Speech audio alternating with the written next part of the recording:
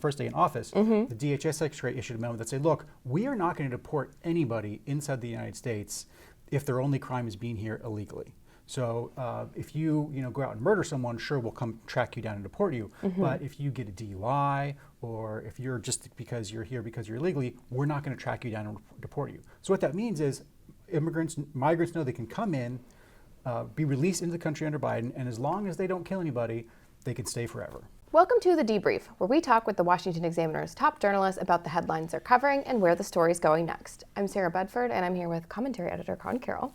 And Conn, you and the rest of the editorial team wrote an editorial for the Examiner this past week about the three crises that Joe Biden is facing right now. It's part of why his poll numbers are so low. It's part of why Donald Trump is pulling ahead of him in every swing state right now.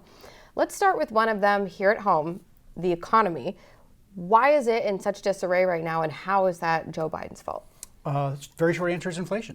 And it's Joe Biden's fault because as soon as he came into office, the jobs were already coming back, the economy was already recovering, and instead of just letting the government open and ending the shutdowns, he instead injected more than $1 trillion into the economy, and that caused inflation. Now, inflation has come down a bit, but it's still growing, it's still going up. And worst of all, it's really hitting those working class Americans the most. Groceries have seen the biggest increase. Mortgage rates have gone through the roof. So people can't afford housing. Harvard came out with a study this week saying that it is the highest level of unaffordability for housing they have ever seen. So renters can't pay the rent. People who want to buy a home, young families, can't afford the interest rates. And so people, unless you're really rich, think the economy is terrible.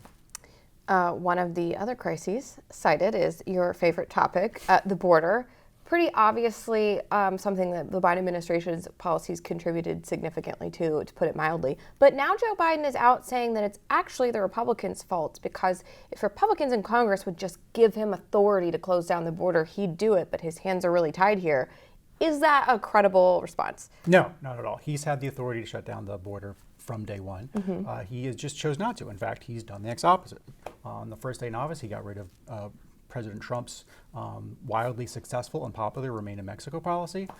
Through that policy, what you would do is when a migrant came across the border and you put them in deportation proceedings, if they claimed as a defense to deportation that they qualified for asylum, you'd say, great, you can wait in Mexico while that plays out. What that does is it denies migrants access to the United States, which is the only reason they're coming, because about 88% of these migrants are obviously failing to qualify for asylum because they're economic migrants. They're coming here to get more money, pay for their family, perfectly good reasons, but they're not qualified for asylum. But Biden just lets them into the country to go wherever they want, and there's a huge backlog. And then subsequent to that, actually not subsequent to that, on his same day, on his first day in office, the DHS secretary issued a memo that said, look, we are not going to deport anybody inside the United States if their only crime is being here illegally.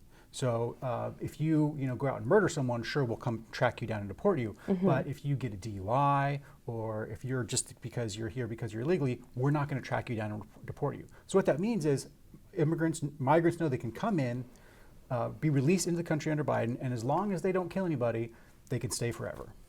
And finally, overseas, there's been a good deal of upheaval since Joe Biden has been president. And in the Middle East, we're seeing some pretty significant chaos. Yeah. How did Biden's policies sort of contribute to that environment? Sure. Well, you've got these Houthi rebels who are firing rockets and targeting shipping through the Suez Canal, which is a pretty big issue that affects global trade. And these Houthi rebels are funded by Iran.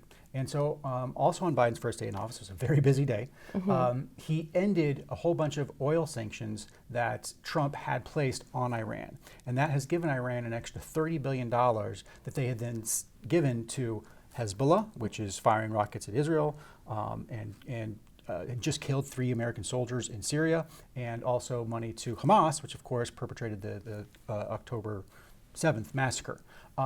All of this violence and barbarity is being funded by Iran and the oil profits that Biden gave them. Well, Conn, thank you so much for being here today. Absolutely. You can get more writing from Conn and the rest of the commentary team at washingtonexaminer.com.